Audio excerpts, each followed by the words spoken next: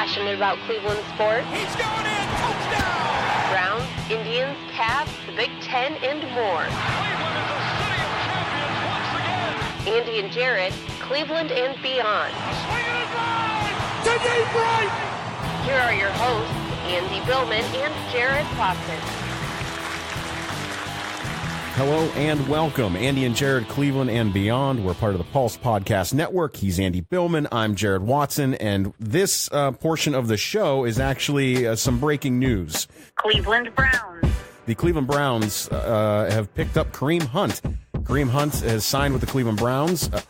Now, this has caused a ton of talk throughout the Cleveland and beyond, ironically enough, because we all know that Kareem Hunt has found himself in trouble right now, where he stands with the league is still to be determined, in actively participating in rehabilitation in regard to the violence and alcohol abuse, I believe. But I didn't see this coming. I know, Andy, I made a joke about this being something that could possibly happen. Probably when we were talking about it being quiet and needing to be quiet in Browns land.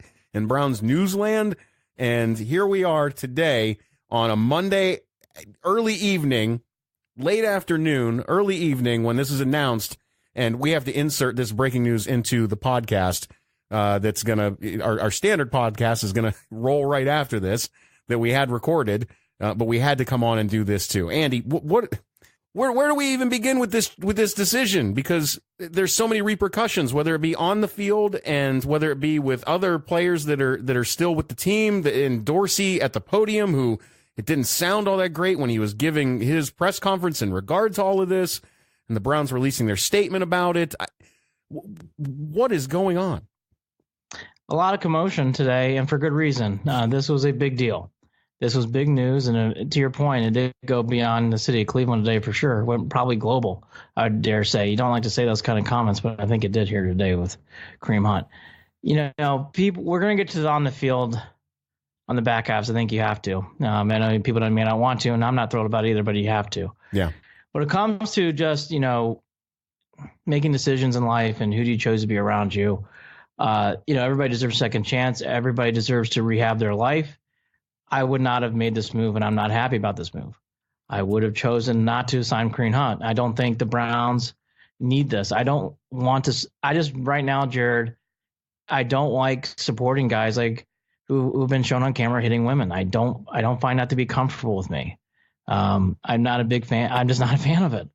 And I think what it comes down to here today, Kareem is now going to be a Brown. He's going to play for 1 year as a restricted free agent after the year's over. If you want to talk about on the field, I'll get to that now. The move makes a lot of sense. Before we even get to the on the field, I want to lay out a little bit more on this, Andy. There are Cleveland Browns fans that are season ticket holders that will no longer be season ticket holders. We know that they're going to take a PR hit on all of this. I get what you're saying about you don't want. Look, you believe in giving someone a second chance, but why do we need to be the ones who are doing it in Cleveland? Correct. And just to let fans know, this is not something new with John Dorsey. John Dorsey took Callaway under his wing and brought Callaway in, and we all know that Callaway, where was he kicked out of? He was kicked out of Florida, exactly. Yeah, I mean, Dorsey's got a big connection here to Kareem Hunt. Well, he did it with Tyreek Hill, too. And Tyreek Hill was accused of hitting his pregnant girlfriend. In college. Right. So, I mean, this is nothing new in which Browns fans shouldn't be surprised. No. I guess in that stance. Now, before we get into the play on the field, we should also mention that the Browns must have kept this as tight-lipped as anything that I've seen out of this organization in a long time. There was no inkling of this from what we're seeing, correct? Oh, correct. I mean, it came out of nowhere. Dorsey even acknowledged he didn't say anything to the team, any players. He had to talk internally to the executives and the Chiefs, definitely the Haslam's Chiefs. I'm sorry, the D. Podestas of the world. Yeah. But let me go backwards for a second. This is not surprising. Kareem Hunt's a local kid. Dorsey drafted him out of college. Kareem Hunt has definitely been around Cleveland, and so there's a lot of connections here. again, I believe in second chances, but second chances doesn't mean you're sometimes playing as an NFL running back. I'm talking about second chances and doing other things and getting your life back together. I hope the young woman is okay. I do. Again, like we should pivot from that. The big thing with Kareem Hunt now is he's going to be suspended at some point. The NFL is now going to be taking a deeper look at this. Well, there's multiple investigations. There's a nightclub incidents. I believe there's 3 total. Yeah, so there's a lot that's going to go on here. Kareem Hunt, I think it's fair to say, unless something very surprising happens, is going to miss a game to multiple games, probably multiple games. I'm hearing 6 or more. I am too. I think it's hard to predict that. I think let's just all say that he's going to get a fair shake of losing games this year. He's already lost some games from last year too, so where that Goodell lies, I'm not sure. I do hope Kareem Hunt changes as a person because that's better for society. I will always be a Browns fan, so I will support the Browns through and through. But, Jared, I don't like this move. And that's where I kind of leave on it. I don't like the move. I will never like the move. I don't agree with it. I don't think it's the right move to do. But, again, Dorsey kind of said it. He believes in guys giving a second chance, so he's going to give Kareem Hunt a second chance. He does know Kareem pretty well. I think the bigger thing here is, can Kareem Hunt, you try to make everything to a positive. At least I do. So I'm going to try to be the voice of some positive reason here. Let's see if Kareem Hunt can take this opportunity and make not just himself better, but society, the female, everyone involved, better. I think that's the only way that this plays out favorably for him, right, and for Dorsey and for the Browns. Andy, we're used to John Dorsey owning the crowd when he steps up to the podium, and it did not come off that way tonight when he addressed media members. And there were national media members there, and I didn't quite get, because it was so quiet. I was listening as I was driving back home. I was streaming it, but he was being asked by a female reporter who I believe is possibly with the NFL Network that, and how are you going to reconcile all of this? Have you reached out and talked to battered women's shelters when you decided to make this decision?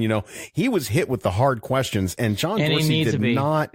He used the same answer over and over again about they did their due diligence in regard to all of this. That the young man is doing his best he clearly understands, according to John Dorsey, the repercussions of what he did, and he wants to make things better. Look, that's great, but John did not give. There was not a lot of meat and potatoes with that answer. There wasn't anything that carried a lot of weight other than, of course, he's saying that. What is he going to say? He didn't do his due diligence? Is he going to say he's not a kid who's trying to better his life? Like, what do you expect? Right. And again, he deserved to get hammered today. This is not a positive move. So you're going to get hammered today. And I think that's the other part of this here that I have not done. We need to pause on here. There's going to be a lot of commotion for this now. And this is going to carry for a while. This is not going to go away. No. This is going to be here for a while. It's going to be probably a daily thing here for the next few days. I'm sure when we do our next podcast towards the end of the week, it'll be brought up again and again. This is going to be a bigger story here. Why this was, that's another reason why. It's not my main reason why for not wanting to do it, but that's another secondary reason. You're bringing noise to a team that had a lot going for it. You didn't really need a running back like this. Positive. Right, exactly. And again, like, you've gone through a lot as a team, and you still have a long ways to go, and you're going to bring this to the added element table. And again, you're naive if anybody thinks out there this is going to be 8 games he plays and that's it. There's going to be a lot of in between here.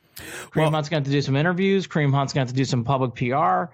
Kareem Hunt's got a lot to do here publicly before he even steps on the field to give some sort of positivity about him being in Cleveland and being on the team. Jumping off of talking about Kareem Hunt briefly, because there was something that John Dorsey responded to a question that really I didn't see coming, and I didn't see the answer coming as it came out.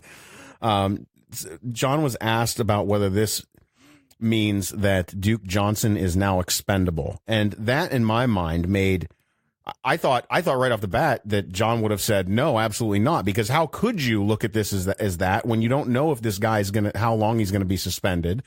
You don't know if it's going to pan out. So why wouldn't you just say no? And John hesitated to answer that question. and then kind of waffled on it, and he said, no, it doesn't make him expendable yet. Yeah. What are we doing about with Duke Johnson? Really? I mean, I feel like, in a sense, he was kind of left out to dry tonight, and that tells me Duke, he's gone at some point. Yeah, Duke did not come off favorably in his press conference. That last question was one of the first signs that I saw. I'm like, well, he wasn't exactly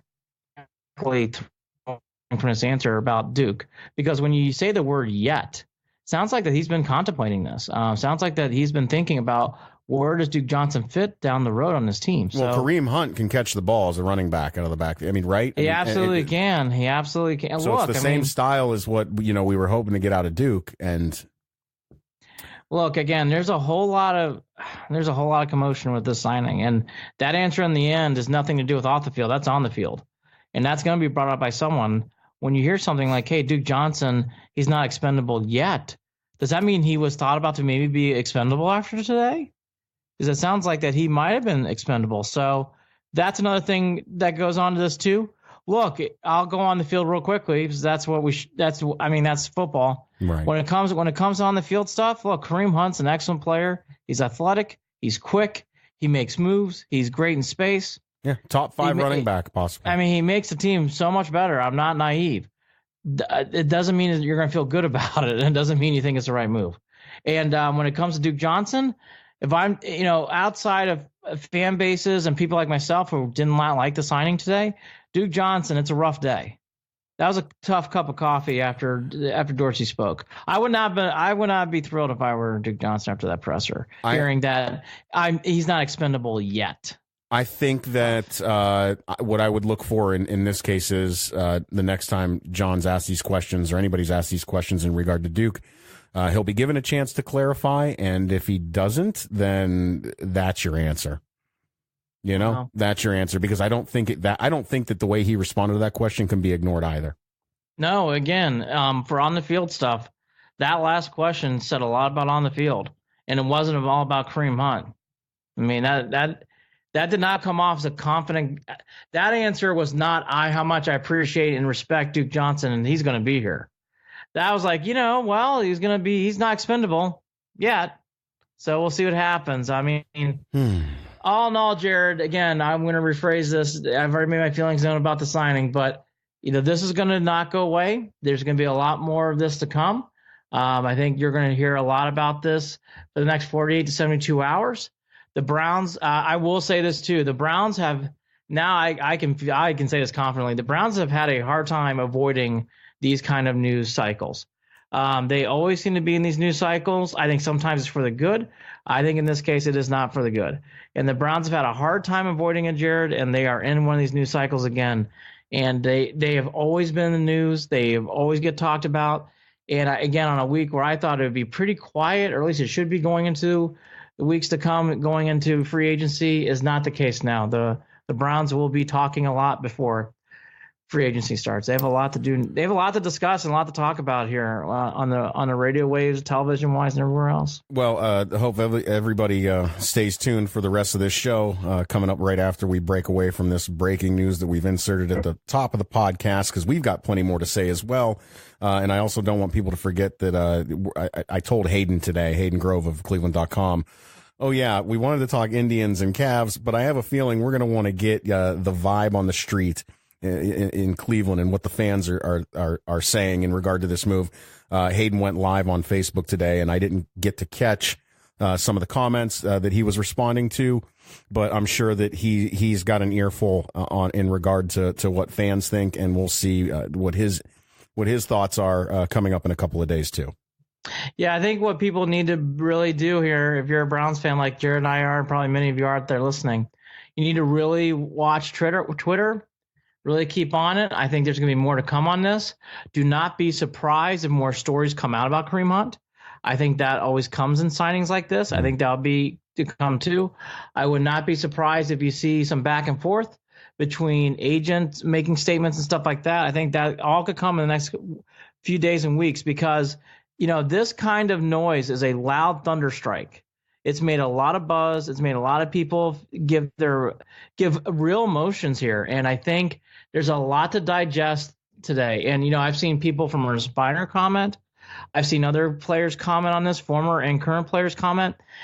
Jarid is going to get a lot of chatter. And again, I wouldn't be surprised if it picks up steam rather than decrease. I think it's going to actually pick up steam in the days to come. I don't think this is going to lose anything. So, as you said, more to come with Hayden later this week, and certainly we'll tell our own thoughts as the week plays out. But again, Kareem is signed. It's a 1-year deal. Incentives look like it's going to be just over $1 million according to the reports. We don't know the exact numbers. I think the key thing is for that it's not even guaranteed money, I don't believe either. Correct. It's incentive money. Everything's incentive money. The key thing, though, if you're really looking at the analyzation of what the Browns did, what I did find key there is he is a restricted free agent at the end of this deal, meaning the Browns control his rights after this 1-year deal. So the Browns will have hearsay over what happens to Kareem Hunt. It's not a clean one-off as is going on with Perriman and Robinson. If he does play well and it succeeds, the Browns will be able to control in a way what he does next. So the Browns, again, more to come. This is the Brown again. I guess I'm going to end on this. So the Browns have always been in the news cycle, whether it's Josh Gordon, whether it's Johnny Manziel, whether it's going in Berea between Lombardi and Banner. There's always been these internal things going on. And again, Jarid, I thought this might be one chance for this organization to take a breath. It's just not in the Browns' MO. They can't take a breath. They're always in the news cycle. And again, they're in the news cycle today. Well, there it is. This is only the first day, Chapter 1 in the Kareem Hunt and Cleveland Browns saga. Stay tuned to Andy and Jarid, Cleveland and Beyond. He's Andy Billman. I'm Jarid Watson, and you're going to hear the intro all over again because the rest of the podcast is coming up now. Take care. Passionate about Cleveland sports? He's going in. Touchdown! Browns, Indians, Cavs, the Big Ten, and more. Cleveland is a city of champions once again. Andy and Jarid, Cleveland and Beyond. Swing it is line to deep right. Here are your hosts, Andy Billman and Jarid Watson.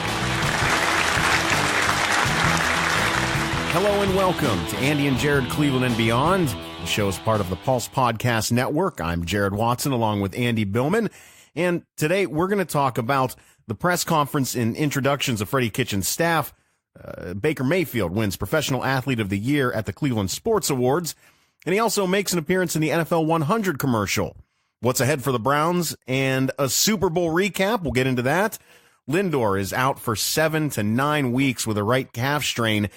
That puts a damper on things for an already strained lineup with the Indians. And we're going to pay tribute to former Tribe manager and Hall of Famer Frank Robinson. Also, the Cavs made 2 more deals at the NBA trade deadline and a big weekend of college basketball. But first, let's hear from our friends at Thrive Fantasy. Hey everyone, this is Adam Weinstein, the founder and CEO of Thrive Fantasy. For everybody who doesn't know, we're a new daily fantasy sports platform for prop bets. So definitely would love for you guys to check it out. We actually have a $10,000 guaranteed prize pool for NFL Super Bowl on Sunday. So we definitely have a lot of value and opportunity for you to make some money. Check out our deposit bonuses and matches via Celtics Pulse, and we'd love to see you on our app. So obviously Thrive is a great place for daily prop bets with small wagers for big prize pools. Go to our Twitter handle at CLE and Beyond, and the link is right there on our page for you to sign up. It's quick, it's easy, doesn't take long. Andy and I are both signed up, and this weekend Andy gave his takes on who he thought was going to win and your best bets throughout Thrive Fantasy and this college basketball weekend. All of that is posted on our blog page on clevelandandbeyond.net or andyandjared.com. Both of those landing pages take you to the same website, so check that out and get signed up again. Thrive Fantasy. Cleveland Browns. All right, let's start off with the Browns. This week, it was the big introductions. It was also a big week for Mayfield, but let's start with the coordinators. I think they made more news that's more relevant to what's going on next year. Right. Munkin was probably the more interesting name because he's the OC next year, and it's an offensive league right now. The big thing I think people got out of that press conference, Jared, is, and again, I talked about this last time, there's buzzwords, and there's no doubt when you hear the phrase air raid offense, your mind starts to race. Like air raid offense. Hopefully, we're going to run. What is this guy going to do? He's going to come in here and change everything. Is Nick Chubb not going to run the ball again? Are we going to have that mess? Yes, again. So that definitely took over. I will say I thought Monken came off well. I thought he came off likable. A couple of the comments I think people should realize from Monken, though, is, I think this one line kind of sums it up. Is running the football important? Sure, because in order to win, you have to be explosive and not turn over the ball. How do you become explosive? Space players and throwing it over their heads and throwing to intermediate pockets and running the football adds to that. End quote. That's from Monken when he's answering a question. Running the football makes that possible. It does. I will say when you hear something like that, though, he definitely has passed first. Right. Now, again, let's take this in parses here. In parses. Let's take this in little parts. The Browns last year did a lot of this. What he's describing here. Yes. They just think of the quick score plays. Just think of the passes to Perryman down the sideline. Right. When Higgins was on the field, that opened things up for Landry for those intermediate passes.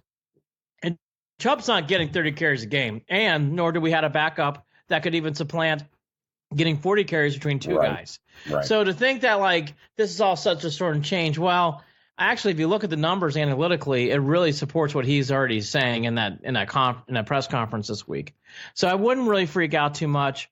I think people make way too much of this air raid offense and that buzzword. Right. To be frankly, the Browns did a lot of open stuff. It all worked last year. And by the way, it all worked. But we all saw some very creative plays at times from Freddie Kitchens. So to think you're adding more creativity is a bad thing, I think, for people who – I didn't hear a lot of that, Jared, but I saw some of that on Twitter. I would tone that down. I think this is a good thing.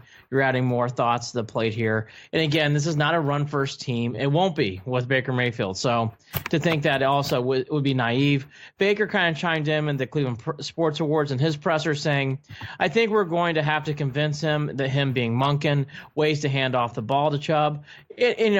When you hear something like that, if you watch Baker's face, he was a wry smile. It was tongue-in-cheek humor. Right. But again, you always take a little grain of something, right? So even he's wondering, hey, hopefully Chubb gets the ball at some point. So we just don't want this to become a air raid 100. Well, we know at the end of the day that Freddie's running the offense, right? Well, at least the plays are run through. Freddie's the one calling the plays, right? So maybe his influence will trend up to Freddie, and they'll do more of those air raid style things. I don't know. You said it off the bat too. It's not going to be a big deviation from what they were already trying to do anyways. They were going over the top a lot on good occasions. It was timing, and they used it in good spots during the game, and it enabled them to score quick, to punch teams in the mouth a little bit, or to get themselves back in the game. So right. I'm not panicking, Andy.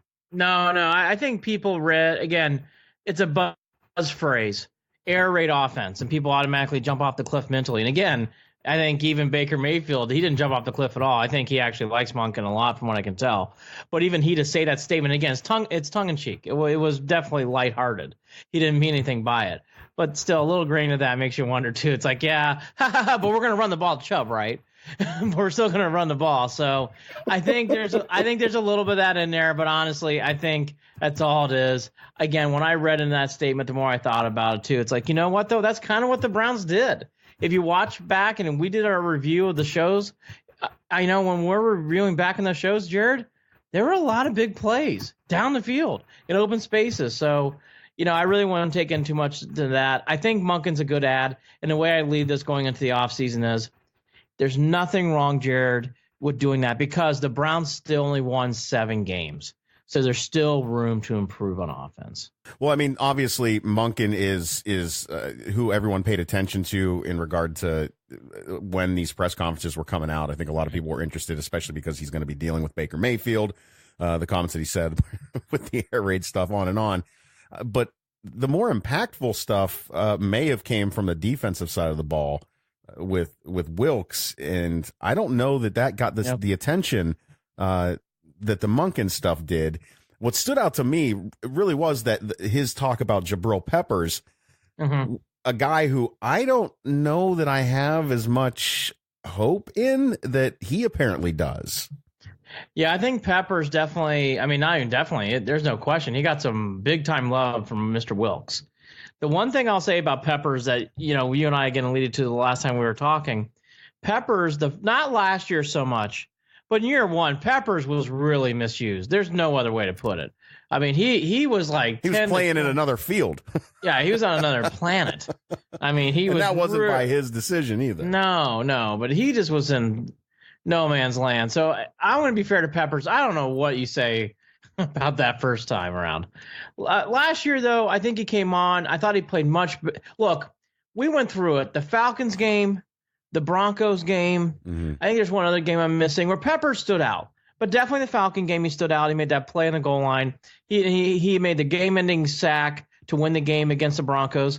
If we're all being fair, if the play was called properly, he has a returning touchdown against the Ravens in the final game. Yep. So you give Peppers some credit. He's definitely making more of an impact. I think here's the part of the thing, too, and I'm with you on Peppers, but I'm starting to come around to where Wilkes is. Part of the problem with Peppers is what he was doing catching the ball on punts, which was horrific. And I would actually emphasize this team, do not allow that to happen next year with him. No, you can't. Let him focus. It stole. If you think about it, that's why I'm distracted by the things that he's done, because it was painful. Every kick you were, oh boy, please just hold on to it. It was either hold on to it or you saw exactly where we're standing and you thought to yourself, well, this is exactly where we're going to have the ball, because you knew he wasn't going to go anywhere with it. Correct. My 9-year-old son clapped out loud when he caught the ball. I'm not exaggerating. He would go, Peppers caught it. And that's not even to knock on him. He's just not the guy that needs to be back there. That's it. There's a difference between Metcalf returning punts and he fumbles, and it's one, but Peppers wasn't catching the ball. I mean, Peppers was never even catching the ball. Like Metcalf once in a while would fumble and you get a little nervous, but he was so exciting and he made so many big plays that he took it. Peppers is not on that level, and Peppers isn't running back two in a day. Two a day. So you gotta take the hits there. So leading on that point, Wilkes really, the big quote was this: like, when you add Peppers along with Randall, I really love that combination in the range we have in the back end making plays on the ball. Yeah. That's from Wilkes in the press conference. That says a lot. He also added this: with Peppers, I think he gives you that element of a guy who can play closer to the core, has athleticism, and the skill set to be able to play out in space and cover a slot receiver as well as a tight end. When I was watching Peppers, to be honest, Jared, I know he was doing those things in the secondary that he's describing. I didn't see a lot of that from Peppers. In fact, Peppers, the thing is with Peppers Jamie Collins, there's a good comparison. Jamie Collins, I think we just saw him missing plays. Or Joe Schobert towards the end of the year, Joe had a great first half, but after the injury, Joe was just missing plays. Peppers just was missing. Well, when when he's in the spot, he makes his presence felt every single time. You're right. Yeah, so I think Wilkes has some good points here. I'm glad to hear him elaborate there on Peppers. I think it's good for Peppers. I just hope Peppers becomes that focus, and that's that. No more special teams for Peppers. Let Cowboy do that stuff. Cowboy was wonderful at the end of the year returning kicks, and that's what should be done there. Wilkes also made a mention too about Myles Garrett, where he loves his play. He's definitely a Pro Bowler, but he hinted that he thinks he could take another level even and go to this, I would say, game changer, where I think if we're being fair to Myles Garrett, he isn't that guy yet. He hasn't made those Lawrence Taylor, J.J. Watt that we've seen in the past kind of plays, Ed Reed kind of plays in the past. There are people that are going to be pissed at you when they hear this, but you've stood by this statement throughout the year anyways, and I'm starting to understand it now a little bit more too, Andy. You're right. He's a great player. There's nothing wrong with the guy. He's a great player. When you just watch him play, there's another level. And he's not that level yet. And that's okay. He's still a great player. He's a wonderful player. There's nothing wrong with him. You just know when you watch some of these other defensive players, Von Miller's another good example. Von is at a different level right now than Myles, and that's okay. But he is. Von's just that elite. Well, Myles Garrett's just very good to great, and that's okay. It's not bad. It's just being truthful. Andy, what I noticed that teams took advantage of, and one of the reasons why the Browns struggled against the run game is They took advantage of Miles over pursuit. It was quarterback or nothing throughout the entire season. And teams would, especially the Raiders and Marshawn, they went to that left side. Yes. They went to that left side, and there was always a gaping hole on Texans that left side. Game too. Texans game too. Yeah, I mean, that's and it was running back north, Myles Garrett south. And that's all it was. It was. And Wilkes made a note in his press conference. He thinks Myles Garrett was actually a big strength in the run game. So, you can take that for what it's worth. But all we're trying to say here is we all love Myles Garrett. I love the guy. There's still some room to improve. Not a lot, but there's a little room to improve where he can become that much of an elite player in the league. Listen to us, snotty, snooty New Browns fans with our talking elite players now. Isn't that nice though? I'm happy that we're having this. Yeah. Wilkes hinted at it. Yeah. So you know what? Don't hate it. Don't hate the messenger. No, it's just I'm glad that we can have this conversation, Andy. We're not talking about who we're gonna draft at 1 next year. I agree. We're talking about good, great to elite, about a guy who was a starter in the Pro Bowl. That's what we're talking about as Browns fans right now. So I agree. And again, love Myles Garrett. Yeah. Let me repeat this one last time. I love Myles Garrett. He is very good to great. There is one more level he can get to. That's at Von Miller, J.J. Watt level, and he's not there yet. He's close.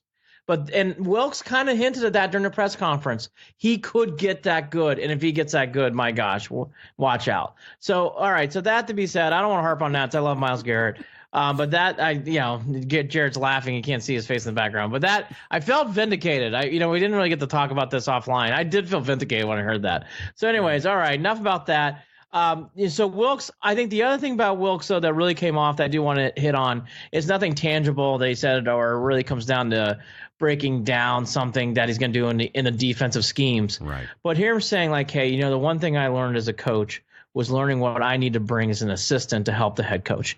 Jared, when you hear something like that, even from a guy is probably already thinking that, but for him to say it and make a point to say it the way he did, I think goes a long way. And it was a really good sign. I was blown away by Wilkes. Not blown. I was blown away. I thought Wilkes came off very good in the press conference. Andy, anytime I've ever worked anywhere at a job, you knew who the good leaders were because they were the guys that might have been working in a section, or in a certain area, or they had their specialty. But those guys or girls never hesitated to reach over and help out in other areas to make other people better, to help them out. And that's exactly what this statement means to me when I hear that, is that this guy knows how to lead. Yes. Knows that it's going to take more than just him focusing solely on the defense and staying in his lane to help make this team get great and become, the perennial playoff team that we hope they can become. That's how I look at that. Well said. So Wilkes came off good. It came off very good. Monken came off good as well. I wouldn't get too worried about the air raid offense buzzword. Again, if you really look back at it, it kind of is how the Browns played anyways. I don't know how much you want to break down the special team coordinator press conference. Make field goals. Don't fumble punts and kickoffs. Yes. I mean, that's make extra points. But what else do we need? Yeah, look, I don't know where the Browns ranked. I'm sure it's either 30th, 31st, or 32nd. So there's a long ways to improve there. Blocked. And key spots blocked. Yes. We can go. Look, we've already made our point about special teams. They need to restart, and they will, and hopefully it'll get better from there. Baker Mayfield wins the Cleveland Sports Awards for Professional Athlete of the Year. He does not win Rookie of the Year, so why don't we start there first, because that's obviously the bigger of the two. Yep. It's great that Baker won the Cleveland Sports Award, and I thought he was well-deserved. You could argue LeBron, but I'm not going to get to the nickels and dimes on who should have won what. There is 50-50. LeBron's an all-time great, an all-time Clevelander, but at the same time, what Baker did in the second half I thought was very magical. So let's go to the Rookie of the Year stuff. Both you and I have talked about this. I was surprised that Baker didn't win. I was not shocked. I think in a normal year, Saquon Barkley runs away with this award. And honestly, I think going into the last 4 games, you and I and almost everyone was mentioning Baker's playing better, but really this is Saquon Barkley's award. And then Baker just exploded the last 4 games, and the rest is history. But he should have won the award because of that, but he didn't.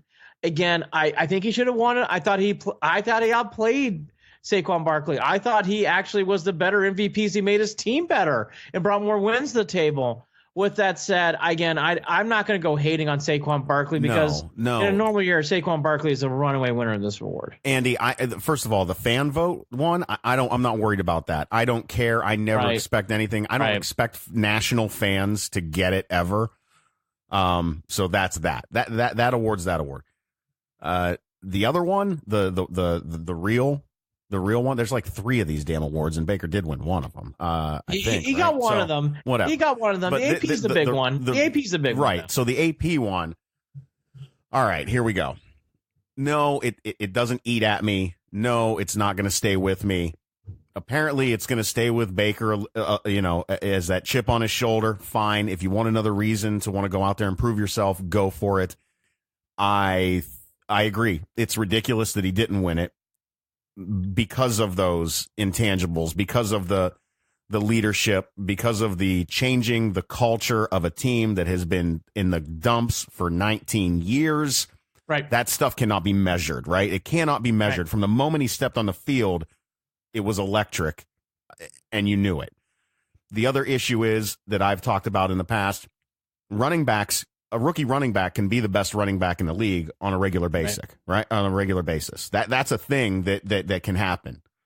You run the ball, boom, got it. Fresh legs, fresh young legs, best running back in the league, got it. Right. You're never going to have a rookie quarterback who's the best quarterback in the league ever. Will not. You almost did with Holmes or with what's his face? Oh my God, with Holmes. Yes. So anyways, Mahomes. Jeez, what the hell was that? My brain went stupid for a minute. Patrick Mahomes. What is wrong with me? I think our guy's got 3 papers due tonight. Holmes. So, I'm talking Holmes. What is that? So anyways, I do have homework I got to do. So, the fact that Baker had broke the rookie record for touchdown passes as well. I mean, look, in my opinion, those things are what sets him apart from Saquon. Am I trying to take anything away from him? No, not at all. Not at all. I guess the big thing here is I thought some of the remarks went too strong. Saquon had a hell of a year. Cleveland Twitter was kind of awful about it. It was kind of over the top there. But to say Baker deserved the award over Barkley is one thing. I'm with everyone there.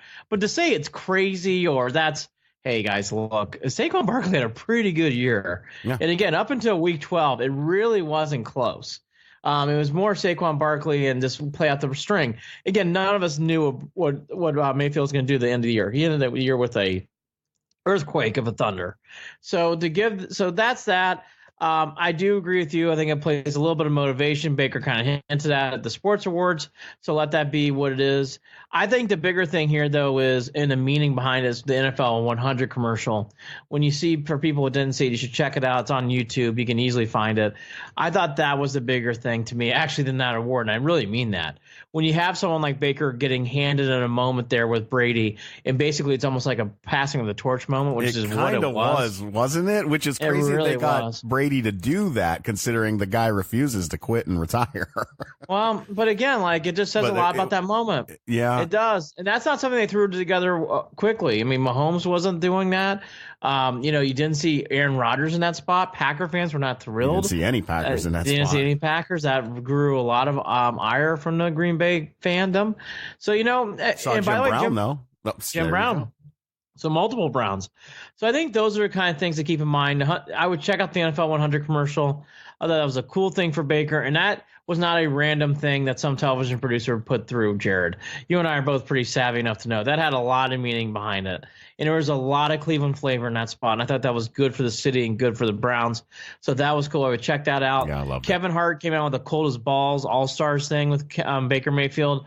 That was back in I would say late spring, early summer. Is it a video series that he does for Old Spice sponsored it, so it's on YouTube. Yeah. And for some reason, they started coming back out with him now. So this was taped in 2018. Like I said, it's definitely before training camp too. So I would say it's sometime in May or June or something like that. So anyways, it's a funny spot. The one thing to take out of it, Baker Mayfield's really good on these spots, and Baker Mayfield is Baker Mayfield before the season, after the sports award. There was no change. There's no because change. like you said, this was recorded way before with Kevin Hart. He held his own with Kevin Hart. He did. That's a difficult thing to do, to not look out of place with a guy who's that amped up at all times. He's always on 100, always. There's no medium. There's no slow. It's go or nothing. So I thought that was kind of cool. I would also advise fans to watch the Mayfield presser. It's on YouTube as well via many websites for the Cleveland Sports Awards. It's a good 10-minute listen to in your car. You know, he gives some odds and ends about where he's at mentally.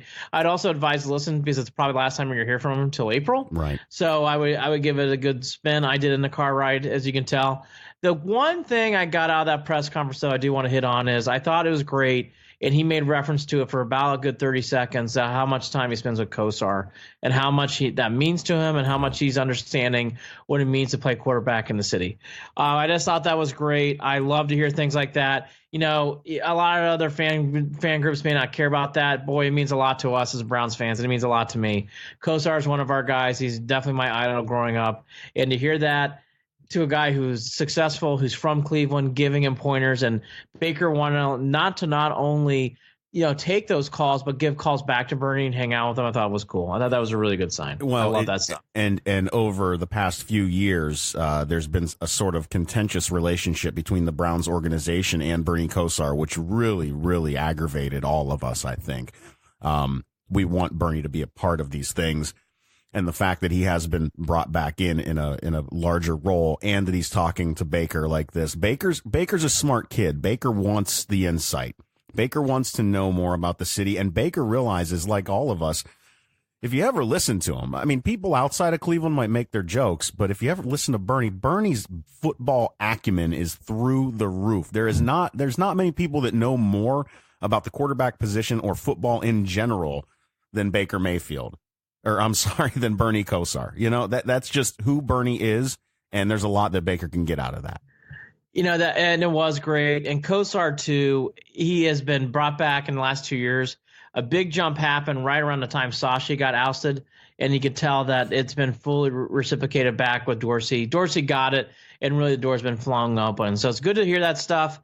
That's really it for the Baker Mayfield stuff. There's some other odds and ends from Super Bowl week, but I wouldn't really take too much into it. I think those are the big things to hit upon. I think the other things to get to real quickly before we move on to other things. Higgins wanted to be a Brown. That kind of came out during Super Bowl week. Yeah. There's a great video of him on Cleveland.com, and this is via Cleveland.com, basically, with Higgins on camera looking right into the camera saying, I want to be in Cleveland. No other team. Tell Dorsey, tell Lonzo to get it done, referencing to John Dorsey and Alonzo Highsmith. Then Higgins' agent references to Cleveland.com. After that, we're getting there. Sounds like Higgins is coming back. You and I have alluded to this. He is not a game breaker. He's not someone that's going to staff the stuff sheets. He's not going to stuff the stats. But Higgins actually makes an impact on the game, and other receivers and other players get open because of him.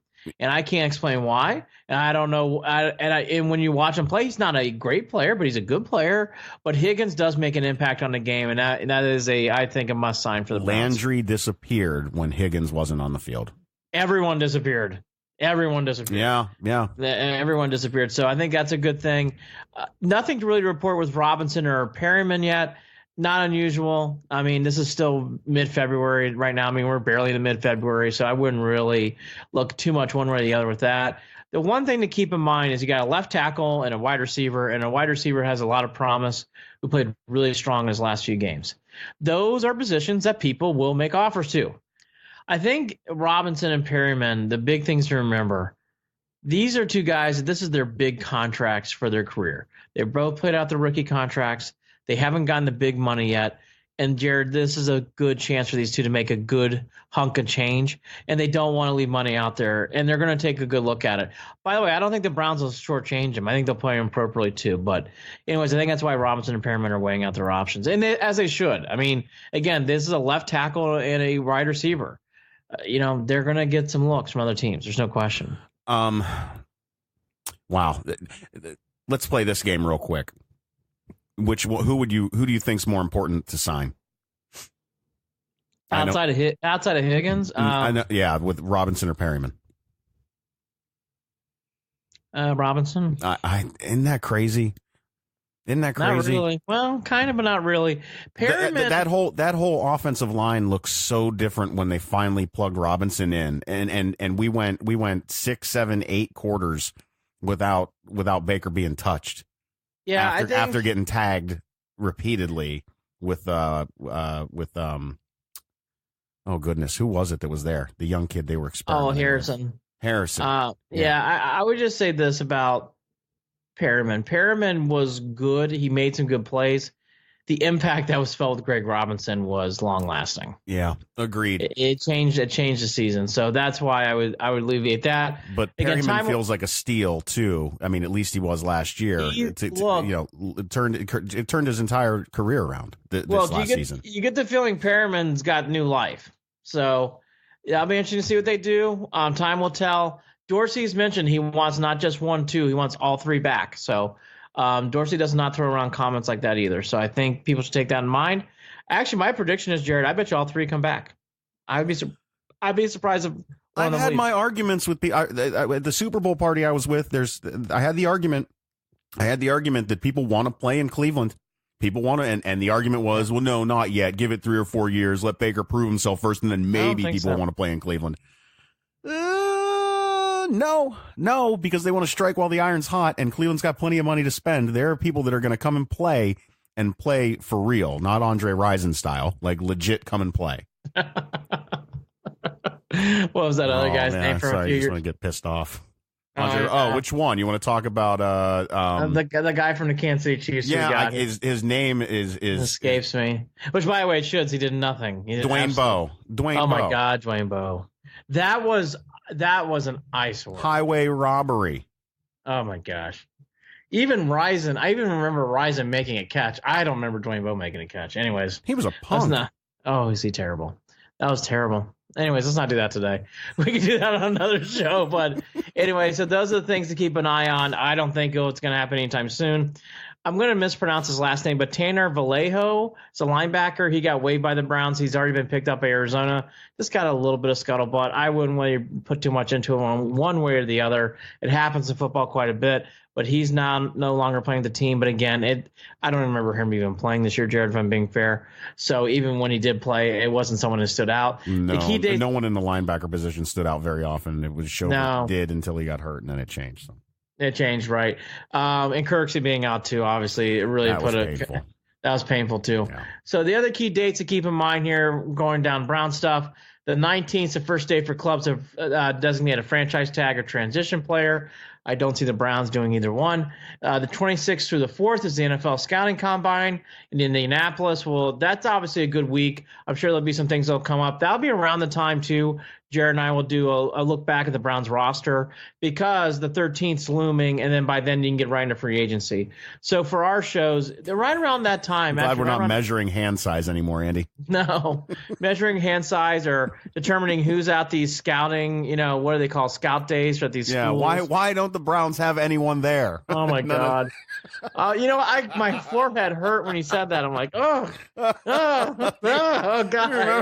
Oh, we've got a plan. We know a better way of doing this. Remember those days? Oh my God. The one that really made me so upset. We just saw RG3, and I think the Browns are going to sign him. I was like, really? Huh. That's the one. I will never forget that whole week. That'll be for another past podcast look back. That week was just, I was so negative that week, and boy, I sadly was so right. All right, so those are the key dates to remember. We'll get more into free agency, and like I said, Jared and I will do more of a breakdown of roster to get closer to the scouting combine, because by then we should have more of a read about those 3 we mentioned, other things that are going to happen, and that'll lead us right up into free agency on March 13th. Super Bowl came and went. Sixth ring for the Pats. Edelman is a Kent State guy. He wins MVP. Ratings were down, which I'm going to get to here in a little bit. The one thing that I know Trey Wingo doesn't like to hear, but I'm going to echo it, It was a boring Super Bowl. It's okay to say it's a boring Super Bowl. There's nothing wrong with saying it's a boring Super Bowl. I'm going to say it one more time. It was a boring Super Bowl. Okay? It was a defensive battle, yes, but there were plays left on the field, but there was no buzz in that arena. I mentioned this the last time when Jared and I were talking. It felt like a home game for the Pats. Yeah. You heard that stupid horn on Patriot third downs on defense. I just didn't get the vibe. This game had a lot of juice to it. partially because the pass defense was good, and they were playing well. But let's call it. Todd Gurley checked out somewhere in the Saints game. Right. He was never the same. That's one of the big things that I called before the game. I said it when we did our Thrive Fantasy picks. It was Gurley the under-over was 75 yards, I believe. I said, take that under. I had a feeling that nothing was going to change. There was no reason to think anything was going to change from the week prior. That you just couldn't. That's what stood out to me. Goff made some terrible decisions. Awful. He was awful. And he I mean, there was never a time, Andy, was there ever a time that you felt that the Rams were going to threaten or score? I mean, I just didn't think there was one time that they possessed the ball that I ever thought, that's why it's boring. Did I ever had a feeling. And let's be clear, Tom Brady did not have a good game. Tom Brady was throwing like garbage. He wasn't hitting guys. He was pressured a little bit, but he was not. His throwing the ball was off. It felt off on a lot of plays. Until the fourth quarter, Brady looked bad. Right. Okay. Which is typical. I mean, if you're going to look bad in a game like that, look bad until the fourth quarter and then pull away. But Goff had dropped passes. Goff even admitted so much with an interview with Michael Silver later that he didn't play well. So Goff didn't play well. And you know what? I thought he did a nice job in the Saints game. But Sean McVay had a really bad Super Bowl. Not a bad Super Bowl, a really bad Super Bowl. Yeah. And then to the one thing that I do want to get to that I talked about with Jared on Saturday. You know, this whole thing about L.A. and the NFL's back in L.A., you know, I'm ready to start talking about that a little bit now. That was pretty much a lame duck team in the Super Bowl when it came to fandom.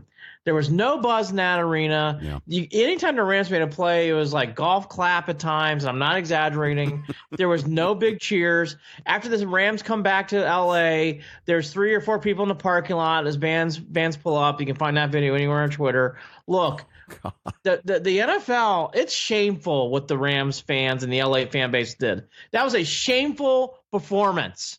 Shameful, fans. Shameful. There was no buzz. There was no irate. There was no hair pulling. I don't want to hear about LA. There was no welcome home. You tried, and we're proud of the season that you had. Nothing. Yes. And I'm going to say this. If there is ever a Chargers-Rams Super Bowl, holy cow, the NFL's got a mess on its hands. You buying $5,000 seats for that one? No, they're giving them away. And again, shameful how LA fans act in that game. Little to no fanfare. And this is a town that has great support for the Lakers, great support for the Dodgers, great support for the Trojans. Yeah. When UCLA Bruins are playing well in basketball, they support those Bruins. Jared, nada. Am I overplaying this? No. I felt no Rams fandom in that game at all. Because let's kick this dead horse one more time because it makes a point to do so. Imagine if this was Pat Saints. Imagine if they played the Saints. I know. How different the Super Bowl would have been. Again, a lot more fun. There would have been New Orleans fans everywhere going nuts. Just something. Embarrassing for the Rams. Again, embarrassing for LA. I don't want to hear it. I don't want to hear about it for a while. Kind of done with LA for a little bit. I don't want to hear it. Give me some Lakers scores and talk about how they got blown up by the Sixers. I don't care about any of that either. I don't care about that either. But I don't want to hear about the weirdness Rams going on with LeBron sitting 4 seats down from everybody. But you know what? The Chargers and Rams are talented teams. It's nothing that they can do as players. The players did nothing wrong here. Right. But I'm telling you, from what I saw in the Super Bowl to what we felt, you know, if we're all being fair, that Coliseum had a lot of Cowboys fans for that playoff game. Okay. And we all witnessed what happened to the Chargers this year. That was a joke at that soccer stadium. That was a joke. So for LA fans who are great fans of those sports and teams I mentioned, they have a long way to go, Jared, in football. I mean, a long way to go. Well, that was eye-opening bad.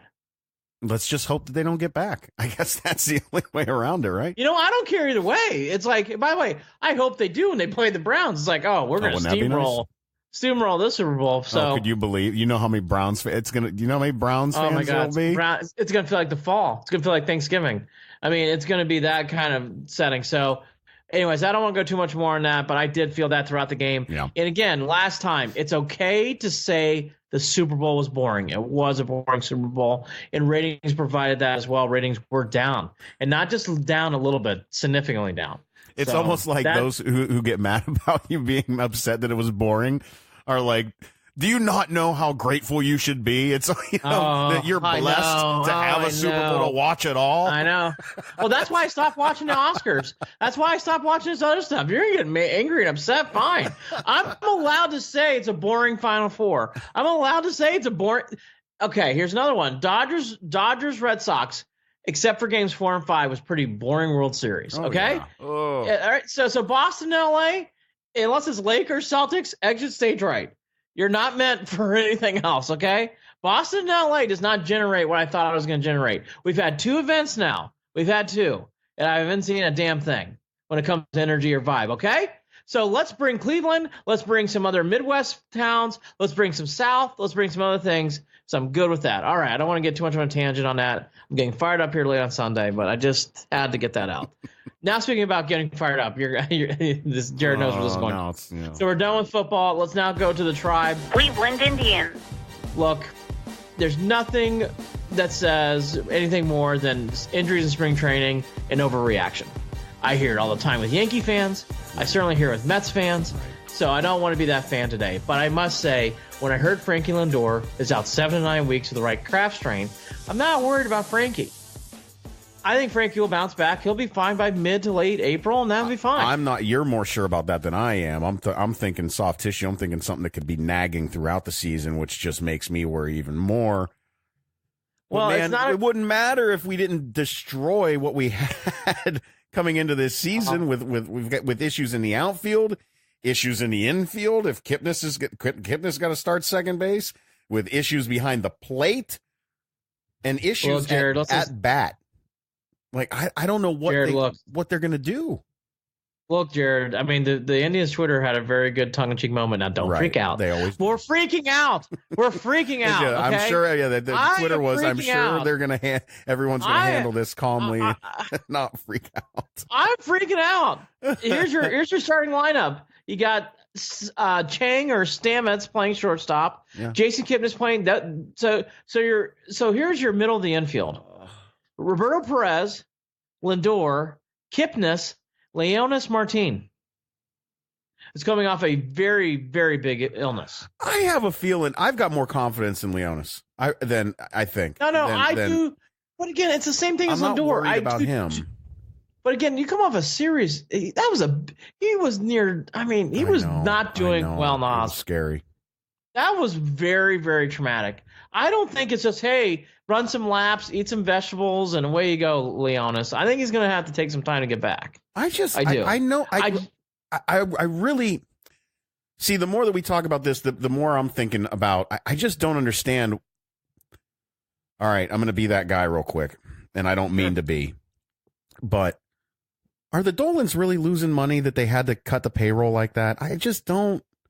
And they've been great. I know the fans lose their mind over this stuff but the deeper part of it is what I don't get it. I feel like you've got the Central by the you know what's, and now you're trying to give it away. Well, I mean, here's the thing.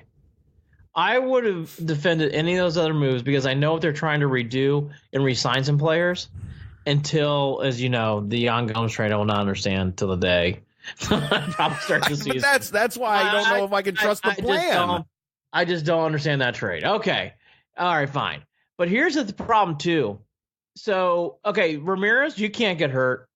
Jose can't get hurt.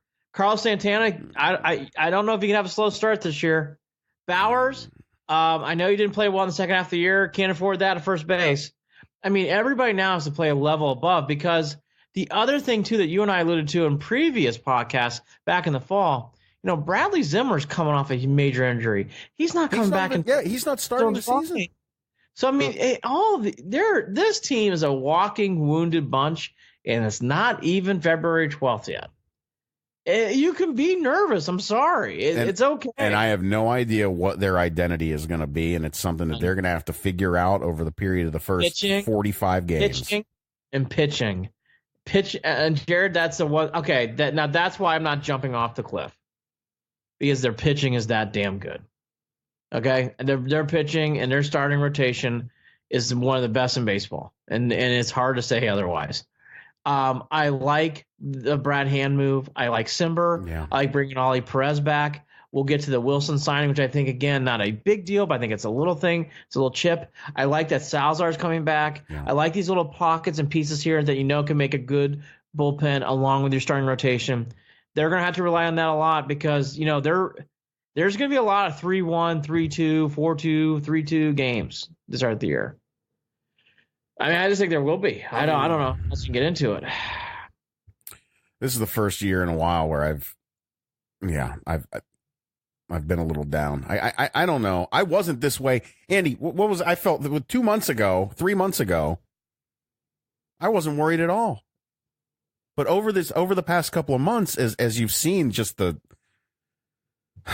moves, you're right. That Gomes one is sitting terribly with me. Again, Roberto Perez plays above his head and does a great job, which, by the way, we know Roberto Perez, so he could do that. Hopefully he does. Okay, but great. Is he going to bat 175? I mean, I can't deal with that. I can't. No, it's stressing me out. The other two things, too, this is where, again, the Indians roll the dice here. They have stripped their depth. No Yandy Diaz, no Eric Gonzalez. So, all those guys are no longer here. Yeah.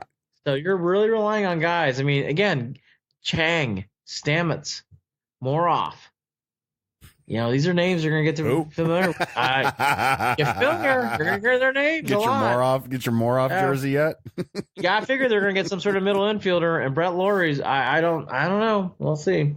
Matt Joyce also got signed along with Alex Wilson over the weekend. Yeah. I like both those moves. Look, Joyce and Wilson, let's start with Joyce.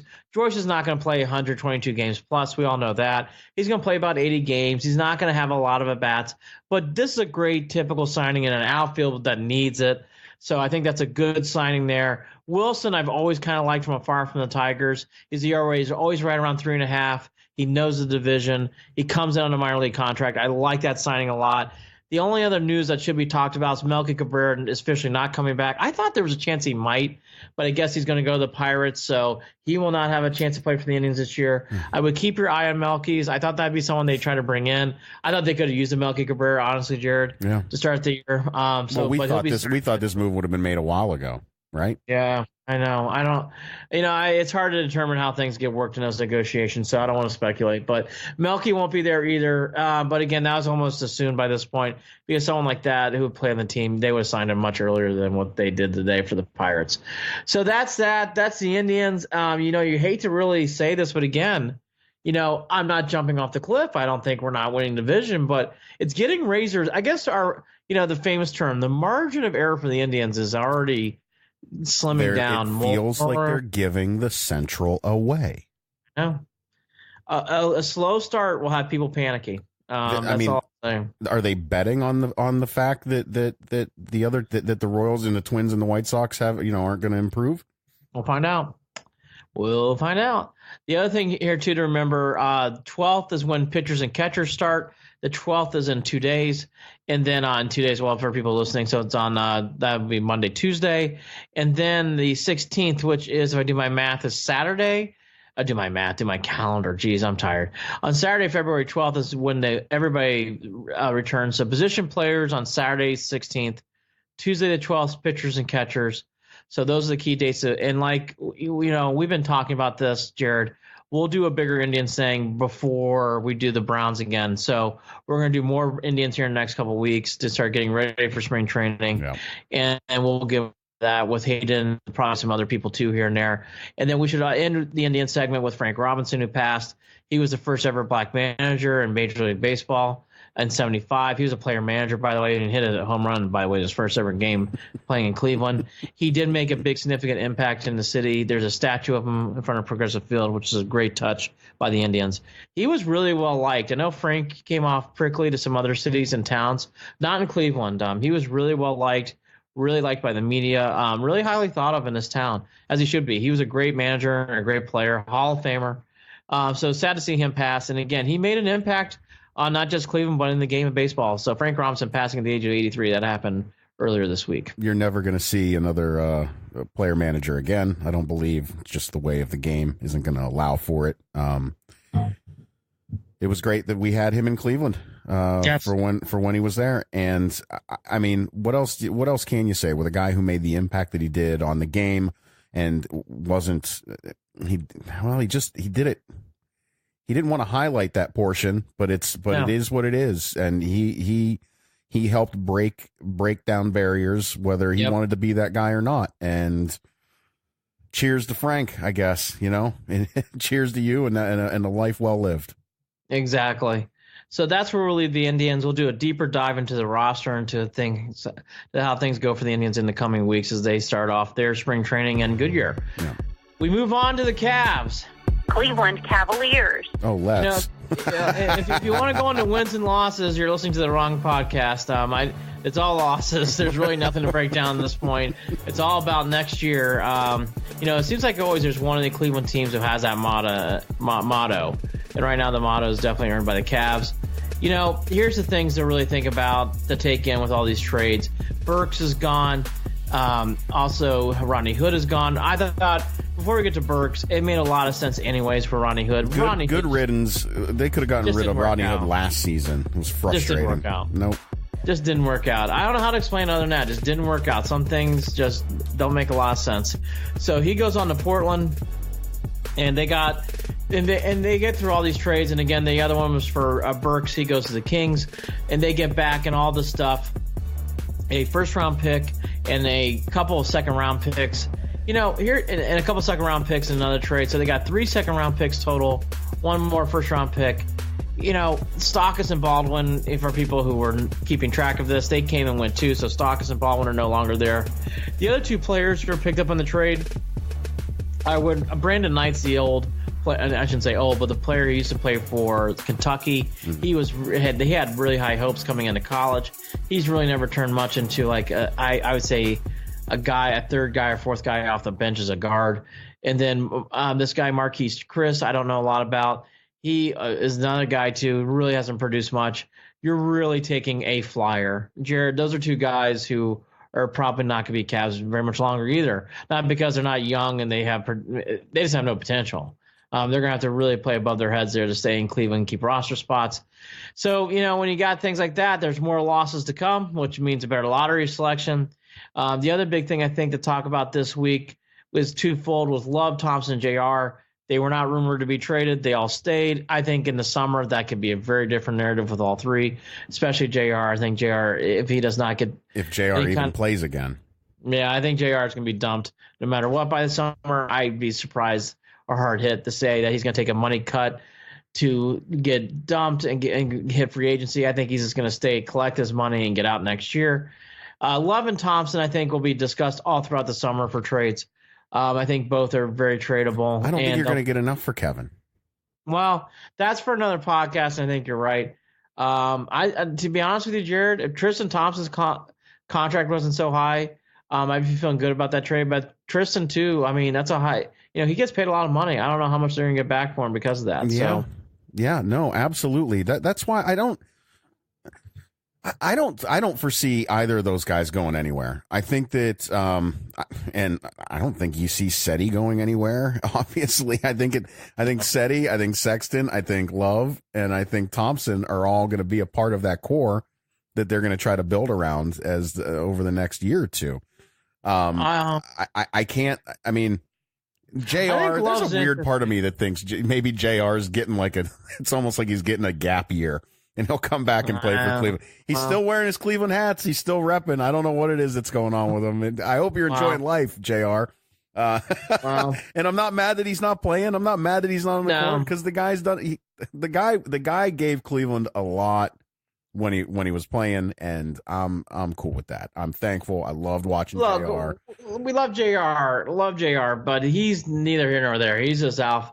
He really is. He's off on a vacation. I mean, that's just all you can say. And good for him. He won a championship for Cleveland. So, and he played a major character and a major role in that team. So yes. So all that and more. The other thing to mention too, I'll be honest with you, Jared. I think Love and Thompson are both gone starting next year. Really? Wow. I do. I would love to see one of those guys stay, but not the way this is going. They do that, I'm lost. I have no idea what they're going to do. I just don't. We'll see. I don't. We'll see. I'll tell you, Jared, I think both those guys will be gone. I think they will. All right. So I think teams will get desperate for someone like a Tristan Thompson, and Kevin Love still has value. Like the Celtics? Maybe. I just think Thompson's one of those. I know. Dumpster fire that they are right now. Another wonderful loss. Boy, LA came, LA left. So we'll get to that in a second. But yeah, so that's that for the Cavs. It should be noted, Love did play on Friday in Washington. It was only 6 minutes. The Cavs just want to see how he feels and determine next steps, but that's a good sign. So we'll see how that progresses. Chris Fedor kind of pointed that out on Twitter. And then the other thing that I thought was good news, which you and I are so high on him, Sexton on Tuesday and Friday had 27 points in both games. So he had 54 points in back-to-back outings against Boston and Washington. And that's a good sign. The only thing that I'm more concerned about more than these other trade things and stuff, Chetty Osman's hurt again. He's been kind of having these issues a little bit throughout his career.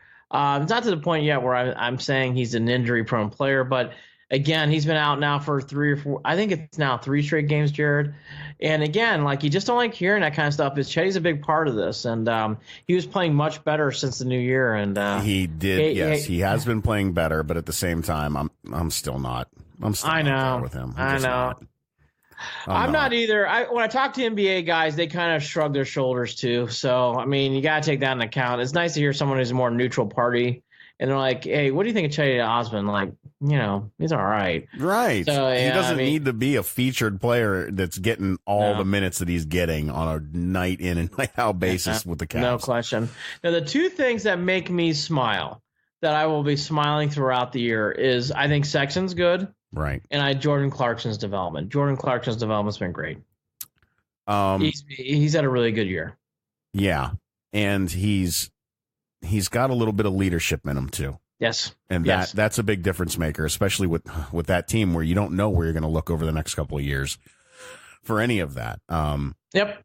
I talked about it before about how much I love Zion, but I don't know that Zion's a guy that's going to come in and be a leader. Although, did you see that block? He came from, it looked like he jumped from the paint and blocked a 3-pointer that was insane. Yes. Insane. Yes. Please find that on YouTube. Yeah, so to wrap up the Cavs, that's where we're at. And that's a perfect moment to transition into college basketball and wrap up the weekend.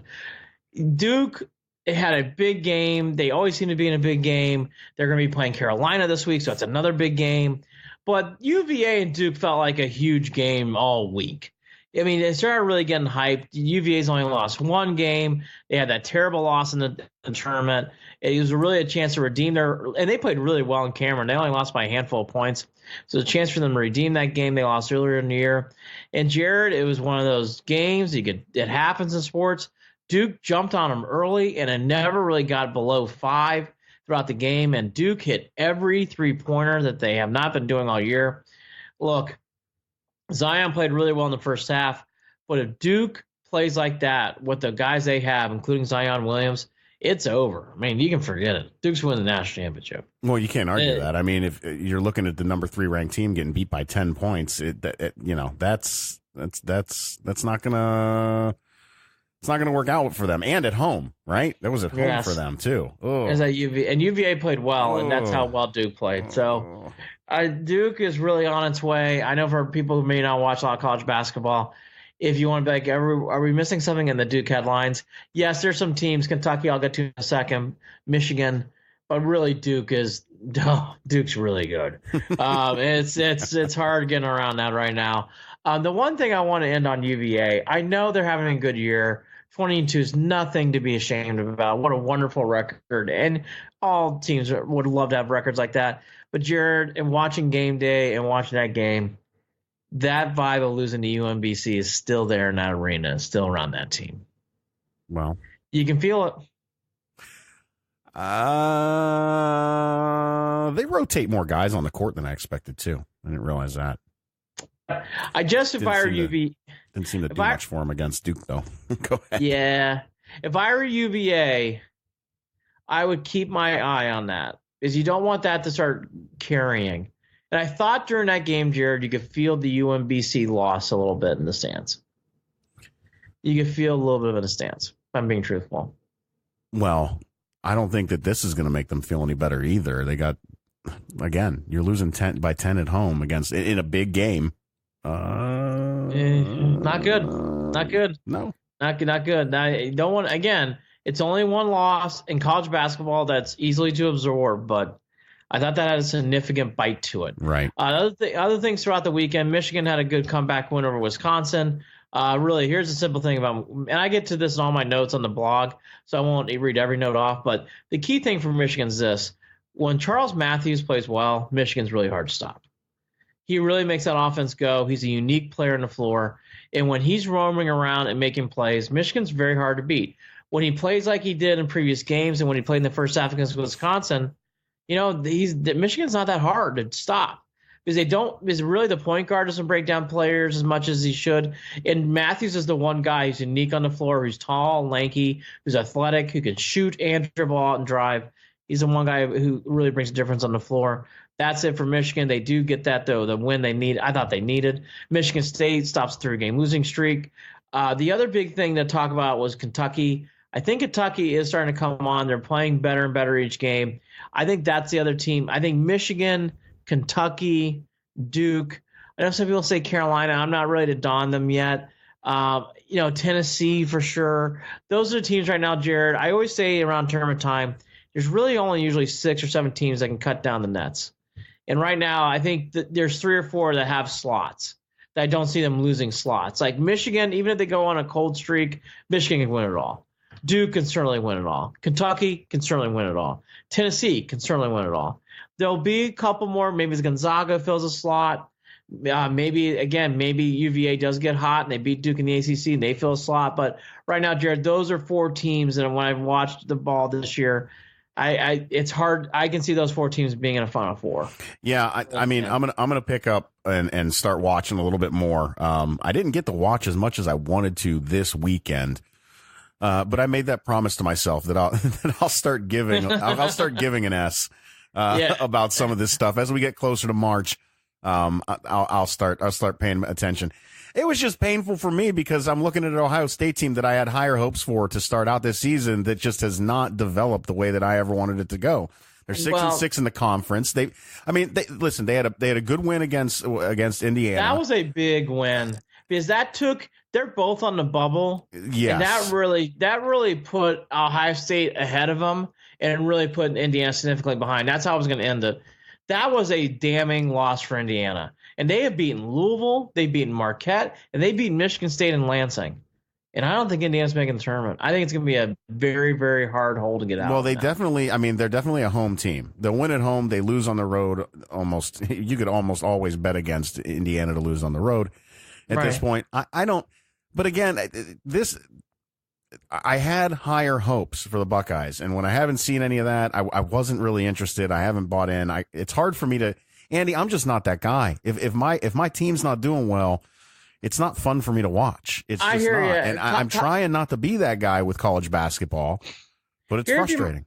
Here may be my argument for people. I find college basketball far more interesting right now than the Warriors chalk walk to the Western Conference Finals. Yeah. And then it's a great argument.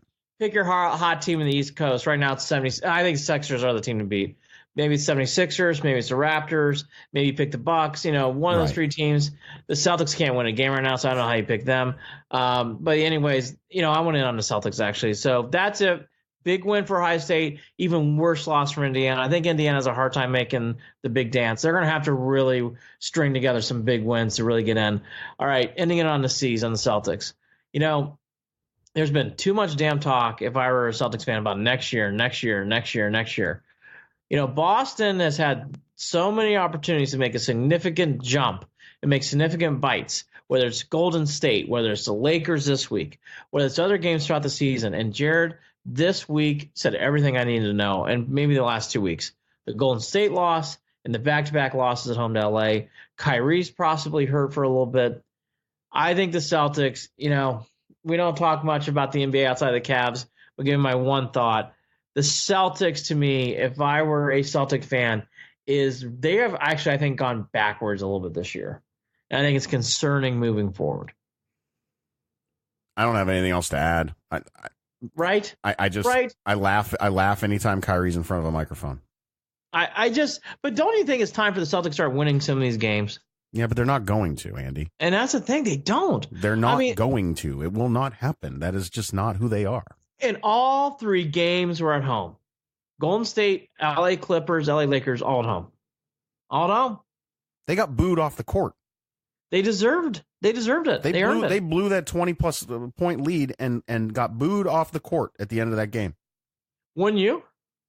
Oh, yeah, absolutely. It's trash. There's no reason for it. It's going to be interesting to see how that plays out in Boston. So next week, but it's the media's fault. It's the media's fault, Andy. Are people saying that? Jeez Louise. Was it? I think Kyrie. Wasn't it him that said that recently? Or am I? Or maybe no. You know what? Maybe I'm mixing it up with. I'm going from East Coast to West Coast. Durant. It's Durant who threw his fit with the after not talking for a couple of days, blaming the media. Oh, because one guy wrote an article. What's his face from the Athletic out in L.A. wrote an article that he didn't like, that he says was using fake stuff in regard to him leaving. His plans for free agency. Look, what are you butthurt about? You have to talk to the media for maybe 45 minutes total in an entire week, and chill out. And out of all the sports, that's one sport that really relies on the media to generate stories. And then taking all your anger out on the rest of the media pool? Give me a break. Give me a break, dude. Yeah, I'm down on the NBA. I'm still watching. I watched a little bit today, Sixers, Lakers, but I'm down. I'm so farther into. I love college basketball this year. I think it's, even with Duke, I find college basketball far more entertaining. Nope. So we'll do more basketball in weeks to come. I'm going to try to get us in land someone to talk more NCAA.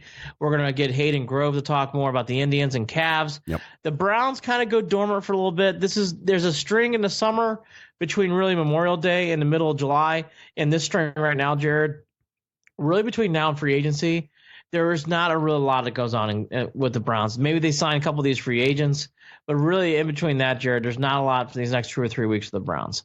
It gets pretty quiet around Berea, which is not a bad thing. It's just the reality of the situation.